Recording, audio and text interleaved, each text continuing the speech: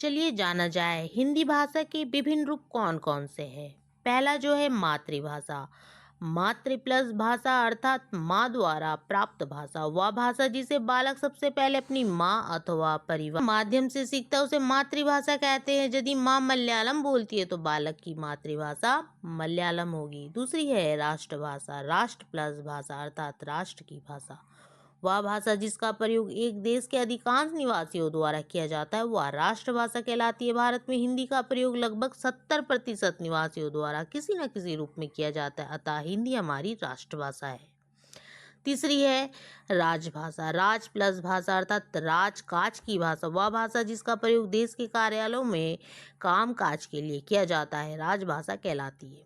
इसके बाद आती है संपर्क भाषा यानी संपर्क प्लस भाषा अर्थात संपर्क की भाषा, वह भाषा जिसका प्रयोग देश के निवासी आपस में संपर्क करने के लिए करते हैं संपर्क भाषा कहलाती है। उसके बाद आती है बोली। भाषा का वह रूप जो सीमित स्थान पर बोला जाता है बोली कहलाता है। ब्रज, अवधी, खड़ी बोली आदि हिंदी भाषा की बोलियां हैं।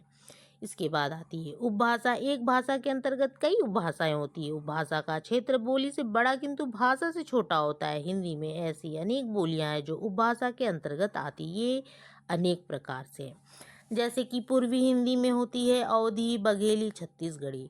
पश्चिमी हिंदी में होती है ब्रज, खड़ी बोली, हरियाणवी, कन्नौजी और बुंदेली। राजस्थानी में होती है मेवाती, मारवाड़ी, जयपुरी और मालवी। पहाड़ी में होती है मंडियाली, गढ़वाली, कुमाऊनी आदि।